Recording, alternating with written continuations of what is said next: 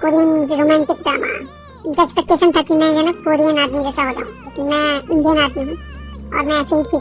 तो आर्मीज बीटीएस और के-पॉप को लेकर इंडिया में एक बार कंट्रोवर्सी स्टार्ट हो चुकी है जो सोशल मीडिया पर तहलका मचा रही है। और इस बार बात सिर्फ बीटीएस या के-पॉप की पॉपुलैरिटी की नहीं हो रही, बल्कि कुछ ऐसा हुआ है जिसने हेट और ट्रोलिंग का तूफान खड़ा कर दिया है। इंडिया में बीटीएस और कोरियन ड्रामा को लेकर इतनी कंट्रोवर्सी हो रही है कि लोग अब इन्हें बैन करने की डिमांड कर रहे हैं। सोचिए इतना बड़ा मुद्दा क्यों बन गया है, चलिए पूरी डिटेल में जानते हैं।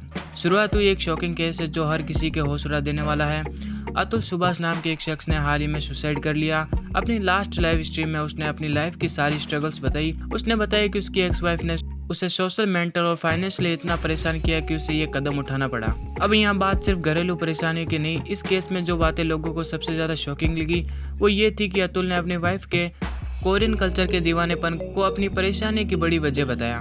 वो कहता है कि उसकी वाइफ पूरे दिन सिर्फ कोरियन ड्रामा देखती थी और कोरियन लड़कों को इतना पसंद करती थी कि उसे भी उनकी तरफ बनने के लिए फोर्स भी करती थी। सोचिए वो एक सिंपल इंडियन आदमी था, लेकिन वो अपनी तरीके से ज़िंदगी जीना चाहता था, लेकिन उसकी लाइफ में हर तरफ सिर्फ के ड्रामा और के पॉप का दबाव था। उसने कहा कि उसकी फ्रेंड सर्कल में भी कोरियन लवर्स ही थे और उसे ये फील कराया जाता था कि वो शायद उनके स्टैंडर्ड्स पर खरा नहीं उतरता। इस दर्दनाक घटना के बाद सोशल मीडिया पर लोगों का गुस्सा फूट पड़ा। कई लोग कहने लगे कि के पॉप और कोरियन ड्रामा का इंडिया की यंग जनरेशन पर बहुत ही ज़्यादा खराब असर हो रहा है। ट्रोलर्स ने तो बीटीएस को सीधे निशाने पर ले लिया क्योंकि वो के पॉप के सबसे बड़े फेस हैं। अब आप सोच रहे होंगे कि इसमें बीटीएस की क्या गलती है, लेकिन कुछ लोगों का ये भी मानना है कि के-पॉप और कोरियन कल्चर का ग्लैमर इतना बढ़ गया है कि यंग जनरेशन अपनी असली पहचान खो रही है। और यही वजह है कि लोग कह रहे हैं कि जैसे चाइनीज ऐप्स बैन किए गए, वैसे ही के-पॉप और के ड्रामा भी इंडिया में बैन कर देना चाहिए। अब इस बीच सोशल मीडिया पर एक से बढ़कर एक मीम्स भी वायरल हो